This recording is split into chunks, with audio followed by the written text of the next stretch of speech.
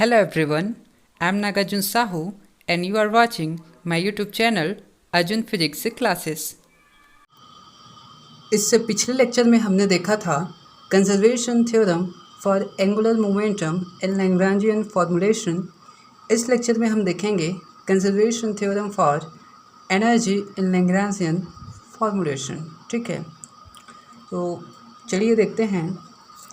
Consider a conservative system, that means a system in which the forces are derivable from a potential function v dependent on position only. Then the Lagrangian L is given by L equal to t minus v। हम क्या करते हैं, एक conservative system जो है consider कर लेते हैं। कंजर्वेटिव सिस्टम कहने का मतलब ये है कि उस सिस्टम में यदि कोई कंजर्वेटिव फोर्स अप्लाई किया जाए, ठीक है, तो किसी पार्टिकल का एक पॉइंट से दूसरे पॉइंट पर जो डिस्प्लेसमेंट होगा वो उसके पाथ पर डिपेंड नहीं करेगा। ठीक है, उसके पाथ पर डिपेंड नहीं करेगा। वो किस पर डिपेंड करेगा, उसके इनिशियल और फाइनल पोजीशन पर डिपेंड करेगा। मतलब यहाँ पर जो हम जानते हैं F इक्वल टू क्या होता है, माइनस डेल वी। तो जो पोटेंशियल होता है वो केवल कोऑर्डिनेट का ही जो है क्या होता है, फंक्शन होता है, पोजीशन कोऑर्डिनेट्स का।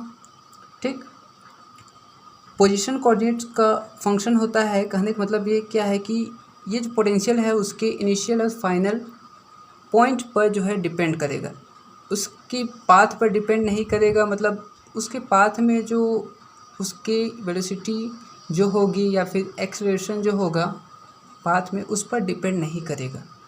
ठीक है, मतलब पोटेंशियल जो है कंजर्वेटिव सिस्टम के लिए वेलोसिटी पर डिपेंड नहीं करेगा, एक्सेलरेशन पर भी डिपेंड नहीं करेगा। आप इसको याद रखिए। मतलब v इक्वल नॉट, ठीक, function of Q J dot. मतलब यहाँ पर curly v upon curly Q J dot equal to 0 हो जाएगा जनरलाइज्ड कोऑर्डिनेट के टर्म में, जहाँ क्यू जे डॉट क्या है, जनरलाइज्ड वेलोसिटी है। ठीक है, क्योंकि वो वेलोसिटी पर डिपेंड नहीं कर रहा, एक्सेलरेशन पर डिपेंड नहीं कर रहा, बस पोजीशन पर डिपेंड कर रहा है। तो v जो है क्यू जे का फंक्शन होगा, लेकिन क्यू जे डॉट का फंक्शन नहीं होगा, वेलोसिटी का फंक्शन नहीं होगा। ठीक, तो लैग्रांजियन क्या हो जाएगा, L equal to T minus G हो जाएगा, where L equal to L is function of Q J dot and time t। ठीक है, इन सब का जो है ये फंक्शन है। अब हम कुछ अजम्पशन लेंगे। Let us assume that L does not depend upon time explicitly. अब हम क्या अज्यूम करते हैं कि जो लैग्रांजियन है वो टाइम पर डिपेंड नहीं कर रहा है। मतलब टाइम के रिस्पेक्ट में ये जो लैग्रांजियन है टी माइनस वी, मतलब जो उसका काइनेटिक एनर्जी और पोटेंशियल में एनर्जी में जो डिफरेंस है वो टाइम पर डिपेंड नहीं कर रहा है। तब ये कंडीशन में L इक्वल टू मैं लिख सकता हूँ L is function of Q J and Q J dot. ठीक, टाइम पर डिपेंड नहीं कर रहा तो ये नहीं हो, 0 हो जाएगा टाइम। ठीक, now the total time derivative of L is given by, तब इसका यदि मैं डेरिवेटिव लूँ तो क्या हो जाएगा, D L upon D T equal to summation J curly L upon curly Q J into D Q J upon D T. ये मैं यूलर थ्योरम से ये मैं लिख सकता हूँ। नीचे में डी टी है तो डी टी ये मैं डिवाइड कर दूँगा, मतलब इसका डिफ्रेंशिएशन कर दूँगा टाइम के रिस्पेक्ट में, तब ये मुझे मिल जाएगा। ये कैसे होता है ये हम देख चुके हैं अपने पुराने लेक्चर्स में। ठीक है, तो d L upon D T equal to हो जाएगा समीशन जे curly L upon d Q जे अपॉन डी टी क्या होता है, जनरलाइज्ड वेलोसिटी क्यू जे डॉट लिख सकता हूँ। ठीक, curly L upon curly Q जे इंटू क्यू जे डॉट हो जाएगा, प्लस समीशन जे curly L upon curly Q जे डॉट, ये भी क्या हो जाएगा, क्यू जे डबल डॉट हो जाएगा, जनरलाइज्ड एक्सेलरेशन। ठीक, now the Lagrange equation is given bye. अब हम जानते हैं कि हमारे पास लैग्रांज का इक्वेशन है, क्या है, D by D T curly L upon curly Q J dot minus curly upon curly Q J equal to 0। ये लैग्रांज का इक्वेशन होता है कंजर्वेटिव सिस्टम के लिए। ठीक है, तो यहाँ पर इसको इस साइड ले जाऊँगा तो क्या हो जाएगा, curly L upon curly Q J equal to D upon D T curly L upon curly Q J dot, ये मुझे मिल जाएगा। ठीक है, अब देखिए यहाँ पर है curly L upon curly Q j, curly L upon curly Q j. अब इसकी जगह पर मैं ये लिख सकता हूँ, तो लिख देते हैं। Using equation 3 and equation 2 we get d L upon D T equal to summation J curly L upon curly Q j की जगह पर ये लिख दिया मैं, d upon D T curly L upon curly Q जे डॉट इंटू क्यू जे dot हो जाएगा, q जे dot plus summation जे curly L upon curly Q जे dot q j double dot. ठीक है, अब देखिए इतने के जगह पर मैं क्या लिख सकता हूँ। ठीक है, इतने की जगह मैं कुछ और लिख सकता हूँ, देखते रहिए। देखिए यदि मैं कंसिडर करूँ summation j d by D T first function q J dot मानूँ और दूसरा function curly upon curly Q J dot यदि मैं कंसिडर करूँ और उसका डेरिवेटिव लूँ तो क्या हो जाएगा समीशन जे।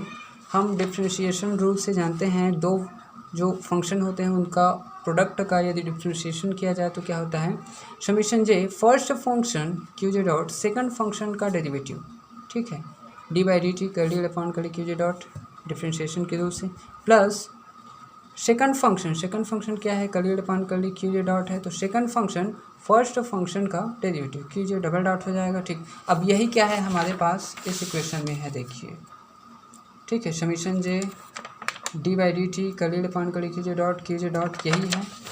ठीक, summation j d by D T curly upon curly Q J dot ये है, प्लस का प्लस, ठीक, प्लस का प्लस समीशन जे curly upon curly Q j double dot summation जे curly upon curly Q j double dot यही है। तो इतने के जगह पर मैं ये लिख सकता हूँ, तो इस इक्वेशन में इतने के जगह पर मैं वो वाले टर्म को लिख देता हूँ। ठीक, ये हो जाएगा मेरा, इतने को रख देता हूँ यहाँ पर, ये रख दिया d L upon D t को summation j d by D t q J dot into curly upon curly Q J dot, ये इतना हो गया। अब देखिए इसको इस साइड में ले आता हूँ या फिर इसको इस साइड ले आता हूँ। ठीक है, इसको इस साइड ले आऊँ तो क्या हो जाएगा summation j d by D T दोनों में से कॉमन निकल जाएगा, क्या बचेगा, सॉरी पहले ले आता हूँ समीशन जे ये इस साइड गया तो माइनस हो जाएगा, तो summation j d by D t q J dot curly upon curly Q J dot minus d L upon D T equal to 0 ये मिल जाएगा।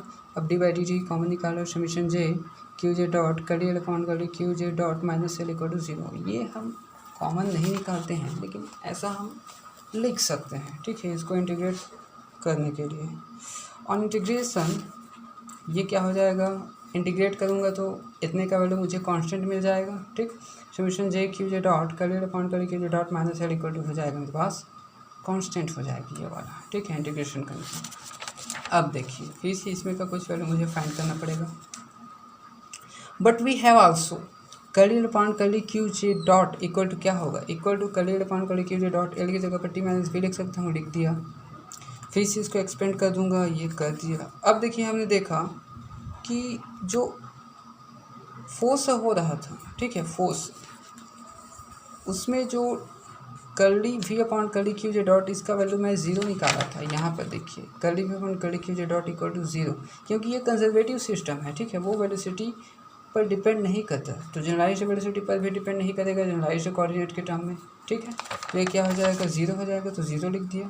Curly upon curly Q J dot equal to curly T upon curly Q J dot ये लिख सकता हूँ, मतलब ये मुझे वैल्यू फाइंड हुआ। अब हम फिर से जानते हैं the generalized momentum is defined as, generalized momentum क्या होता है, P J equal to curly T upon curly Q J dot होता है। ठीक, ये हम देख चुके हैं। तो curly T upon curly Q जे डॉट इसके जगह पर ये मैं ये लिख सकता हूँ, तो लिख दूँ curly upon curly Q J dot equal to P J हो जाएगा। ये इसके जगह पर क्या मैं ये लिख सकता हूँ, तो लिख दिया। ठीक, अब देखिए यहाँ पर है मेरे पास फिर से कर्ली अपॉन कर्ली क्यू जे डॉट ये है।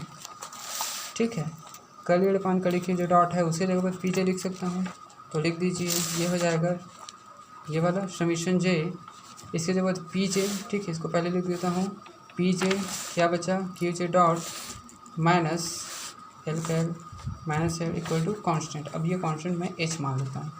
ठीक है, इस इक्वेशन को मैं बस सॉल्व किया हूँ, जो मुझे ये मिल गया। अभी क्वेश्चन 5 मान लेता हूँ।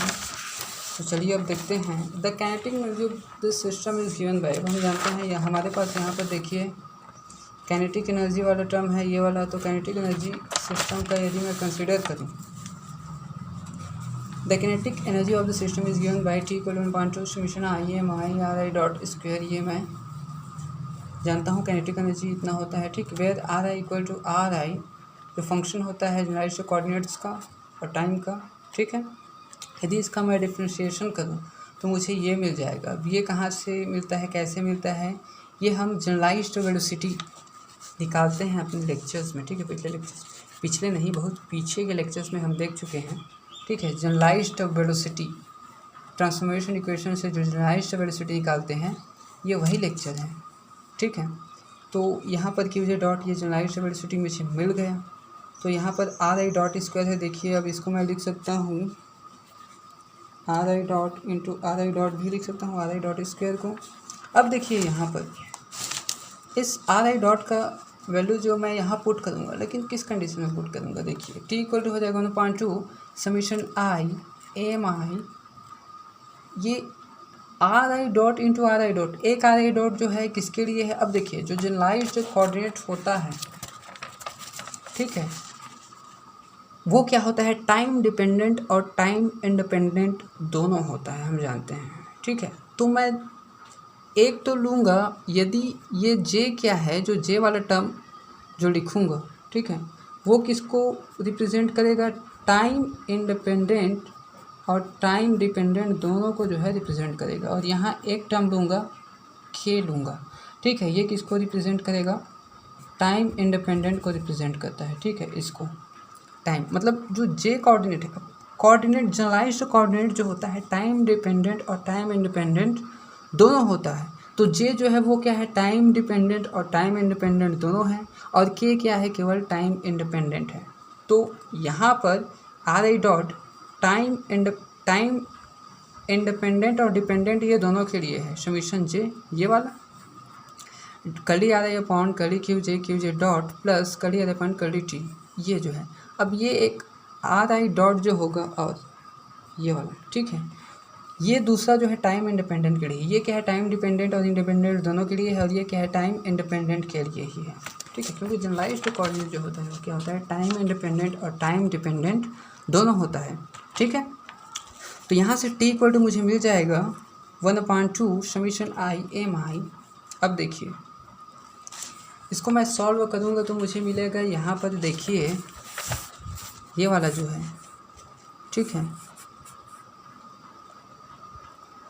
इसको मैं जो सॉल्व करूँगा तो मिलेगा curly are I upon curly Q J into इसके साथ curly are I upon curly Q के, ये मिल जाएगा, ठीक है। यहाँ पर रहेगा के भी रहेगा और ये वाला, ठीक, और ये हो जाएगा क्यू जे डॉट क्यू के डॉट, ये हो जाएगा इतना पहला टर्म। फिर से इसका मल्टीप्लाई इससे करूँगा del curly are I upon curly t से, तो हो जाएगा समीशन जे के curly are I upon curly Q j, और क्यू जे डॉट इधर क्यू जे डॉट, और ये curly are I upon curly t है, ठीक। सिमिलरली इसी टाइप से मिल जाएगा, प्लस फिर से क्या करूँगा, curly are I upon curly T का मल्टीप्लाई इससे करूँगा, तो इसको पहले लिख देता हूँ, ठीक है। क्या हो जाएगा, curly are I upon curly Q K dot इधर ये क्यू के डॉट, और curly are I upon curly T, ये हो गया, प्लस समीशन जे के क्या हो जाएगा, curly are I upon curly T पूरे के स्क्वायर हो जाएगा, ये वाला, तो ये हो गया।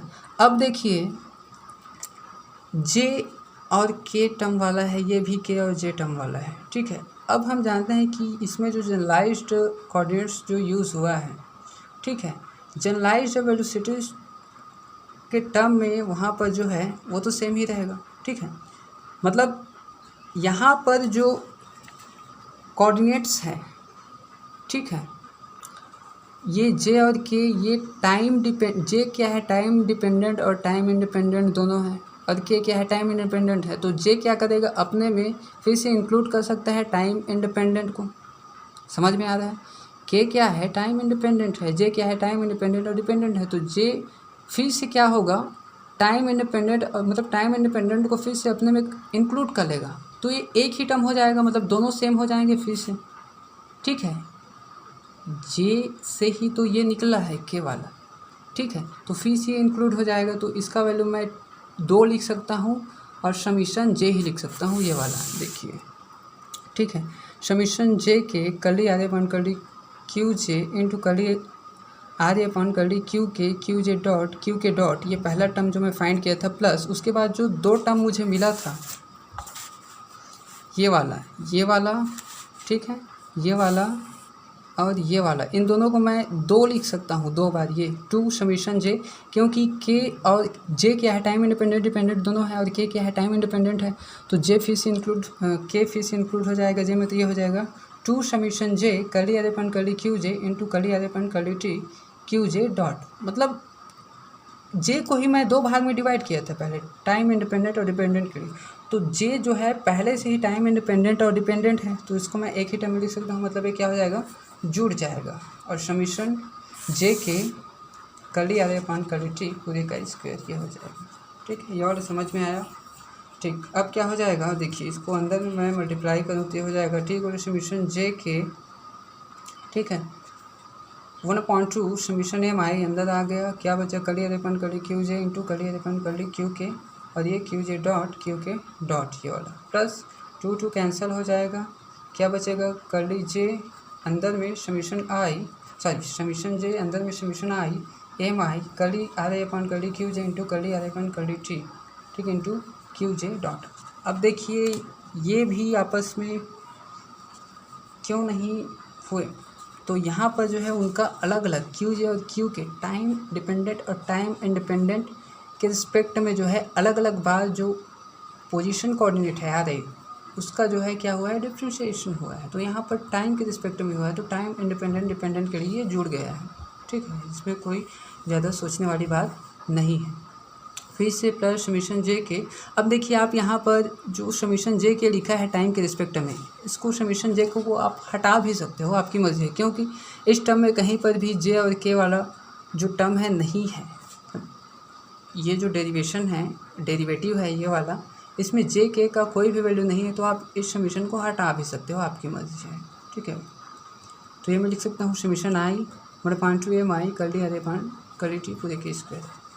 इसको मैं शॉर्ट फॉर्म में लिखूँ तो टी इक्वल टू लिख सकता हूँ समीशन जे के ए जे के। अब इतना वैल्यू मैं क्या मान लिया, ए जे के में मान लिया, बार बार लिखने से अच्छा एक बार कुछ मान लेता हूँ। ठीक है, ए जे के क्यू जे डॉट क्यू के डॉट हो जाएगा। ठीक, प्लस समीशन जे, इसको क्या मान लिया, ए जे मान लिया, क्योंकि जे का ही फंक्शन है ये वाला।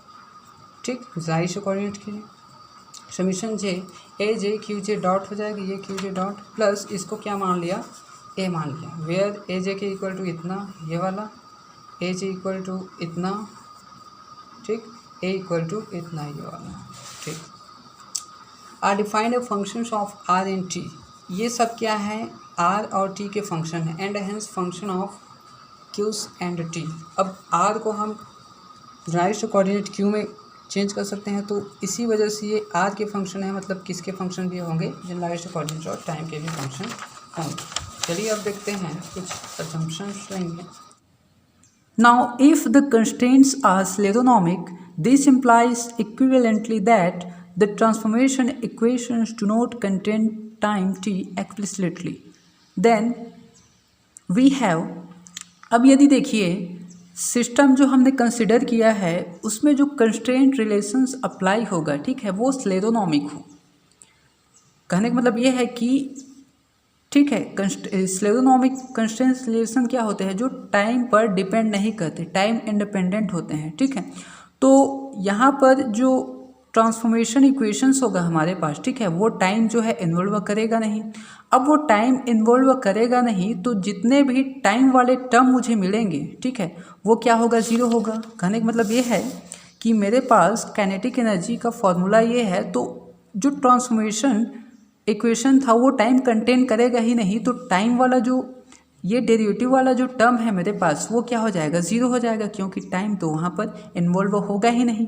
तो मैं लिख सकता हूँ curly R upon curly T equal to zero, तो ये ज़ीरो मतलब ये पूरा ज़ीरो। अब curly R upon curly T equal to फिर ज़ीरो, अब ये ज़ीरो मतलब ये पूरा ज़ीरो। ठीक है, तो मेरे पास ये बचेगा, कहने मतलब उसके बाद क्या हो जाएगा, ये भी ज़ीरो हो जाएगा, ये वाला टर्म ज़ीरो मतलब ये ज़ीरो, और ये वाला टर्म ज़ीरो मतलब ये ज़ीरो। तो मेरे पास बस काइनेटिक एनर्जी का यही फॉर्म जो है बचेगा।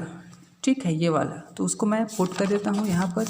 ठीक है, ये मैं यही लिखा हूँ curly R upon curly T equal to zero, क्योंकि ट्रांसफॉर्मेशन इक्वेशन जो है स्लेरोनॉमिक कंस्ट्रेंट रिलेशंस की वजह से क्या करता है, टाइम कंटेंट करता ही नहीं है, तो जो भी टाइम डेरिवेटिव टर्म होगा वो क्या हो जाएगा, ज़ीरो हो जाएगा।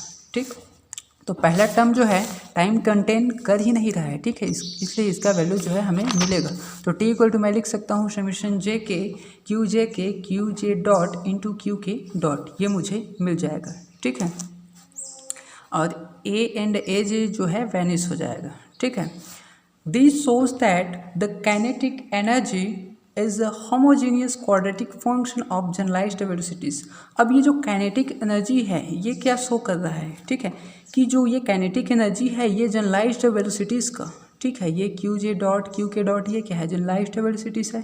इसका जो है क्वाड्रेटिक फंक्शन है, द्विघातीय जो है फंक्शन है, फलन है, ठीक है। Now applying Euler's theorem for the homogeneous quadratic function of generalized velocities we have।